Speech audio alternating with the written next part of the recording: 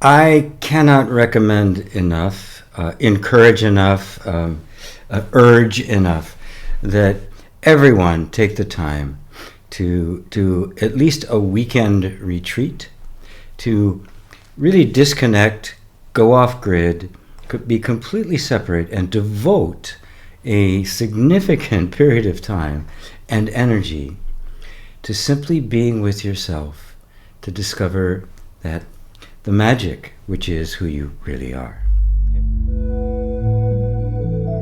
Hey everybody, this is GP, if you don't know that. And I've just returned from a 4-day, 64-hour Zen meditation intensive. And it is intense. It's a silent retreat. And by silent, you're just not talking. You're not sign language. You're not talking, but you're also not even trying to make eye contact. It's not about any kind of communication, verbal or otherwise. It's really total introspection, total contemplation.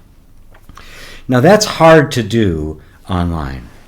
I've hosted retreats. I've done retreats, led retreats online. And yes, it can be very effective. It can be very, a lot can be revealed. But there's something about having a period of time that is completely dedicated to the focus on yourself through some kind of process or methodology that really keeps your attention focused. In Zen, it's oftentimes a type of meditation that's associated with either simply being constantly reminded to come back to the sheer experience of your own being, but also in other schools of Zen, there's a thing called koan practice, where you're given a koan, which is it's a puzzle. It's a puzzle that cannot be solved by your mind. Your mind, as hard as it tries, simply cannot find the right answer. And so the process is one that really, you work through it over time. And as you're doing it, you discover the most amazing thing. All sorts of crap comes to the surface. Traumas come to the surface, disappointments, fears. This recent time, I found myself, it was about the second day, and I found myself suddenly tears welling up. And I had no idea why. I didn't know where they were coming from. Until finally, it's just my tears were just flooded. I was shaking. And a little bit into the tears, what emerged was this enormous sense of shame that I had taken on myself that really belonged to my father. And several instances of my father really being shamed. Many of you may know my story about my mentally ill mother, very aggressive, cold, delusional, who just kind of had a dark cloud over the whole house. And my father's incapacity, his inability, his weakness in the face of it. And he had carried an enormous amount of guilt and shame that he hadn't done for me and my older brother what he should have, and he knew he should have, and he just couldn't do it. And I found that I picked up on that shame. I've been carrying it and didn't even know it. And it's still something that's processing inside of me. And it's very, very potent. Now, the purpose of a meditation is not to dredge up the crap so that we can be, in tears and the like. The purpose is to wake up to who you are. But what is often glossed over in a lot of spiritual practices, a lot of New Age stuff, even in plant medicine and the like, is that the ultimate destination, the ultimate goal, getting to that treasure chest of the pure gold of your original innocent nature, you must pass through the layers of defense and the false sense of self that has been created, not just to mess up your life, but to protect you from this very painful stuff that lies underneath, that we were not capable of dealing with when we were young and in past lives.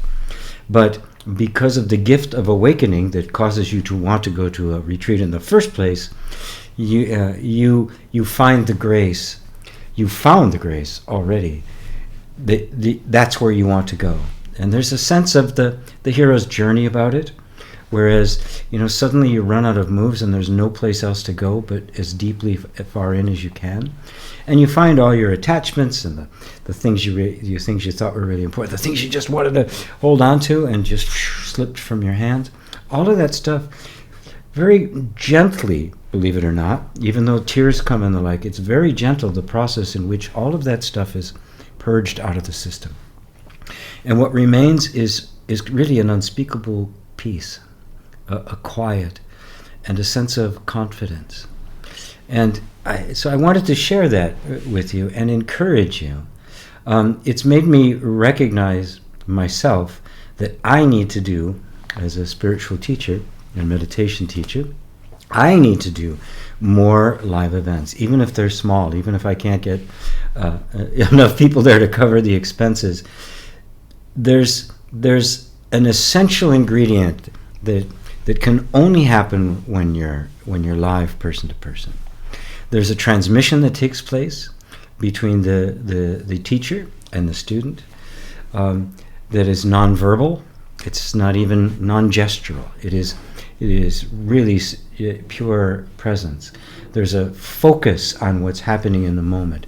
It's an environment that's set up for that purpose, and it's set up in such a way that you cannot distract yourself.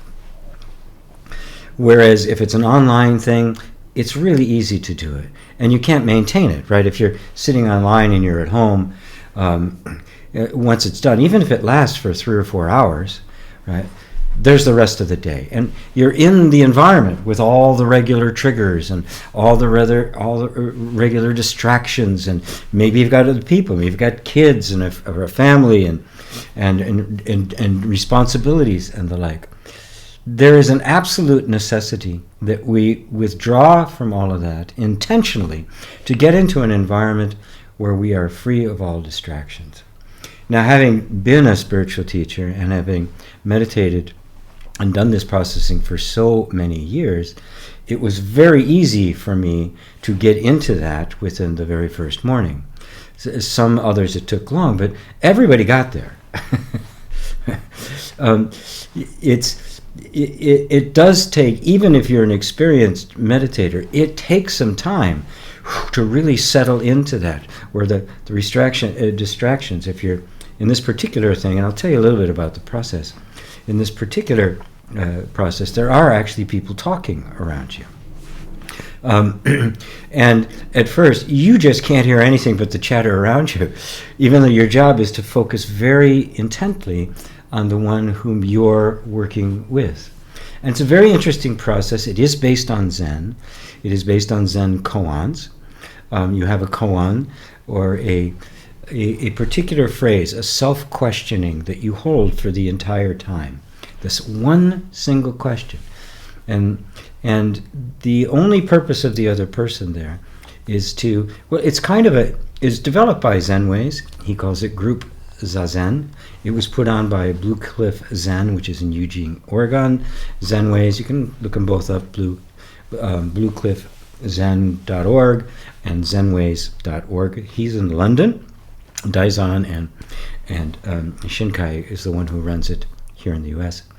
And it is a very unique process in which one person is deeply into their question, but as they're doing the question, they're expressing it. So there's this wonderful opportunity. I won't tell you too much about it. I'll let you experience it.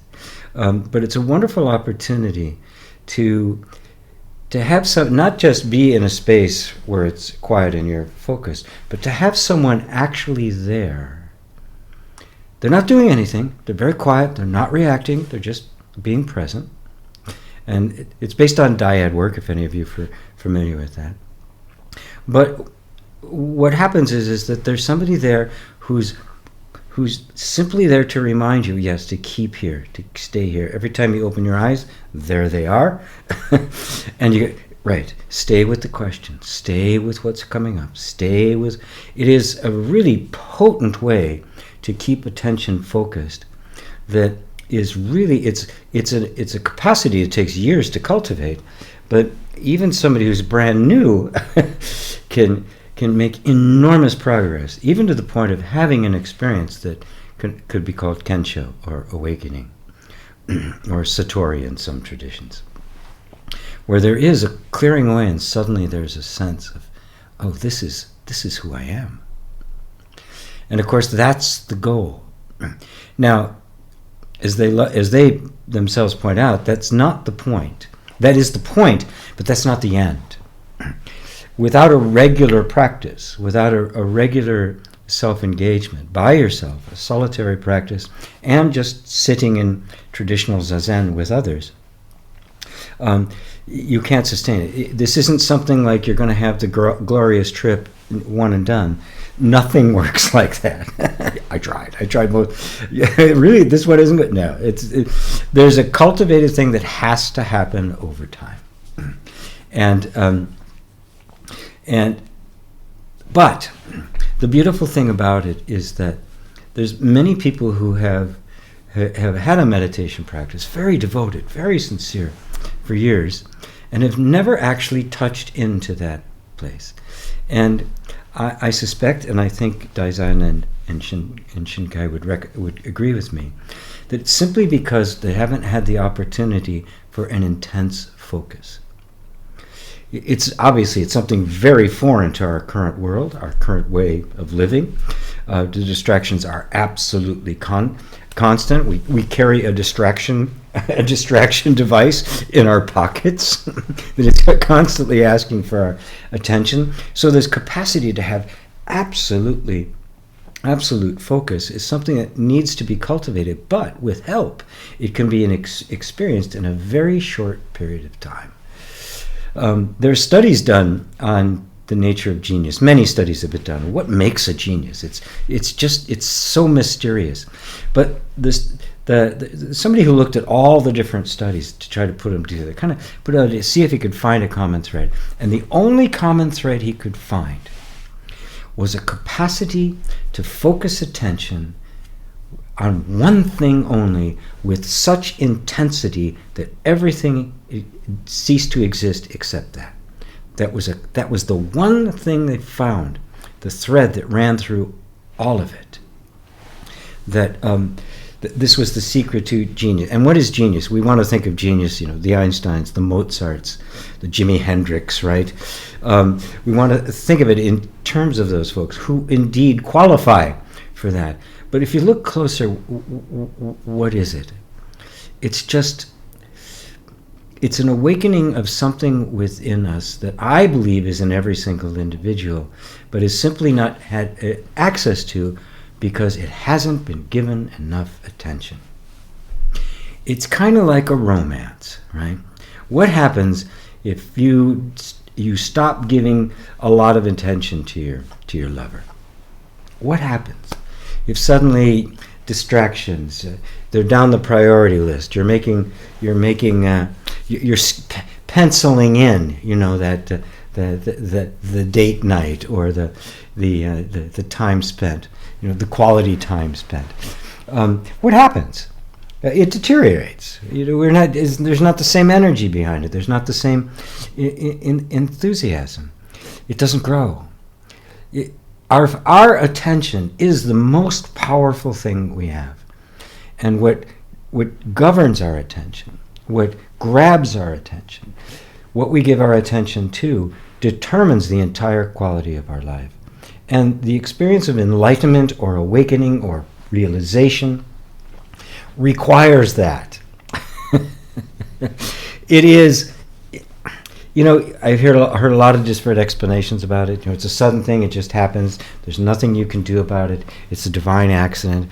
Well, I say, yeah, but there's ways to become more accident prone. If enlightenment or awakening is a door that doesn't have a doorknob on one side, and so you can't open it, right? But every now and then it opens, and it's pretty magical on the other side. Your attention's going to be on that door and nowhere else. Now, if you're you're doing laundry and making food and all this kind of stuff, yelling at the kids or checking out Match.com or something, your attention's not on the door. But if you're there consistently, Knock, knock, knock. Knock, knock, knock. When it opens, you'll be there. You'll be looking in the right direction. You'll be ready and be able to walk through the door into a completely different way of seeing yourself. And that's all the awakening is. Please don't close it in all sorts of magic garments with angels and five-dimensional beings and great lights and singing and the like. That sometimes happens. But what it really is simply, oh, this is who I really am. And the pains of life fall away, the traumas resolve themselves. There's an equanimity, a peace, a sweetness. You can look back on your life without pain, without triggers, seeing everything that happened with a sense of almost inevitability, sometimes even delight over the things that, wow, all of this brought me to this point. And this point, having tasted that even a little bit, it was worth it. So the bottom line here, so I highly recommend the intensive, the Zen intensive from Blue Cliff Zen and Zenways. Zenways is in London. They do several a year. Blue Cliff Zen is in Oregon in the United States on the West Coast, and they do 3 or 4 of these a year. I highly recommend them. I highly recommend you come to mine as well, as long as I'm promoting here. And I am looking. It's just really clear to me that there needs to be more of this kind of personal interaction. So if there is anybody listening to this who would like to host me and put on an event, I won't be doing that technique, that particular technique. I will be doing meditation, some satsang, some Q&A, some individual focused attention, maybe doing some tapping, maybe doing some dyad work. I do have some experience with that. Just I'm not trained in the Zen way, and I'm not exactly sure what it looked like. It could be anywhere from a half a day to a day or two. So if anybody has a place or is interested in helping me gather at least enough people in one place that it can pay for my expenses and perhaps a meal or two, I'd be more than happy to hear from you. There's an email down below that you can do to get in touch with me. So, but however you do it, please do it. Please take this for yourself. It's kind of it's kind of the ultimate me time, right? A time that is so focused on you, so much attention towards your own self-love, your self-honoring, and your awakening. It becomes that significant that you give it that kind of loving, honorable attention, and you will not regret it. So, thank you for listening to this that went on a whole lot longer than I thought it was going to. I just really wanted to share with you the effects that, because I have not done a retreat in quite a while, since before COVID. I haven't done a Zen retreat in a very long time. And I just really wanted to share the fruits of that and use whatever influence I can muster to encourage you to do that for yourself. Even if it's a half-day thing somewhere nearby, do it. All right, all my friends. Love to you all. Namaste.